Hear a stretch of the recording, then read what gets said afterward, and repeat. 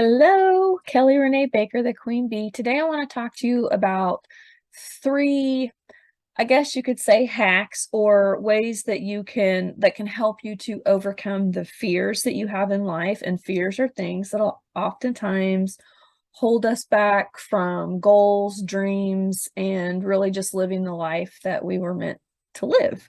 We too often fall into those fears and allow them to take over, and it keeps us from stepping out of our comfort zone because we're afraid, we don't like to be uncomfortable, all that kind of stuff. So I wanted to share these three little things, these little hacks that can help you to overcome your fears, because a lot of times we don't even recognize that it's fear that's holding us back until, like I've talked about, until we have that awareness. So once you have that awareness, these are some things that you can do to help to overcome the fears and things that are holding you back.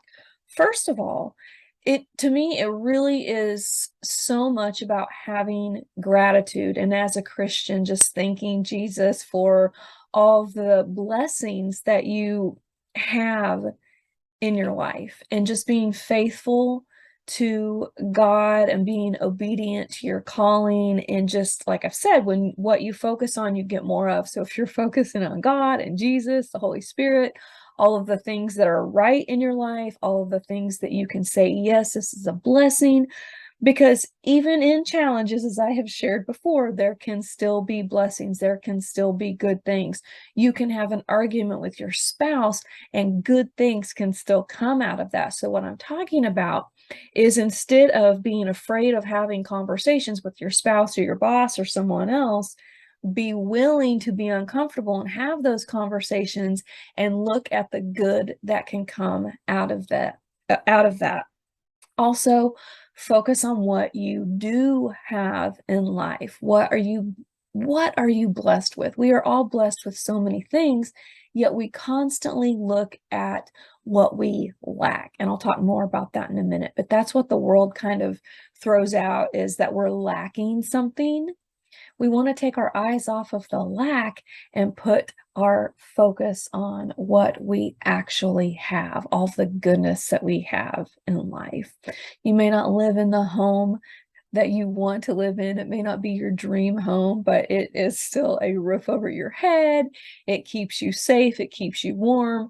There are so many people that don't even have a home. So I'm just saying to shift your perspective a little bit. So that's the first thing, to really just express your gratitude every day, to wake up with your eyes on Christ and all the goodness in your life. So that's the first thing. The second thing is to look at who you spend your time with on a daily basis. Who are you exposed to? Are you around basically the right people? Are they positive people, people that lift you up, that encourage you? And I'm not saying that these people are perfect. None of us are ever going to be around perfect people. None of us are perfect. I am saying that there are people that, for the most part, most of the time, make you feel good or help you to feel good about yourself and see the good within yourself. That does not mean not to be around people that challenge you, because people can challenge you in healthy ways, and that's a good thing. So if you feel challenged by someone, ask yourself, is this healthy or is this hurtful? Because there are people who will say and do things that are challenging, but they do it in a hurtful way. They're passive aggressive, they're mean, they're jealous, they might lie, they might backstab. Those are negative challenges. I'm talking about people that challenge you, they make you think, but it's in a good way. You do want to have people that challenge you. But ultimately, is a person positive or is the person overall negative? Because we really need to look at who we hang out with, who we listen to, who we spend time with. It really does impact your life. So let's say at work, for example, if you are around people and you constantly feel icky after you've been around them, then that's something to look at. But if there's someone at work that maybe you're like, ooh, like you kind of want to aspire to be them, and whenever you're around them, like you feel good and you feel like you are learning something, then you want to lean towards relationships like that. It's the same in romantic relationships. If you are constantly feeling like you have to prove yourself to someone, you feel icky all the time with that person, you might want to reevaluate that and hopefully find someone that, it's never about that other person making you happy. Ultimately, your happiness comes from here, but also it's like, do you guys connect? Do you have similarities? Can you talk, have good conversations? Help and support one another. Like that's what we're looking for. It's the healthy versus the unhealthy or the hurtful, that you want to get away from the hurtful.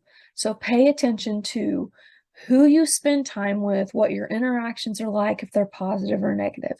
And then the third hack is, it kind of goes beyond who you spend time with. And the third thing is to pay attention to what you expose yourself to overall in general. And that is to news, to politics, to social media. I'm not saying you shouldn't be on social media. I'm saying pay attention to what you watch and listen to on social media. I do not watch the news.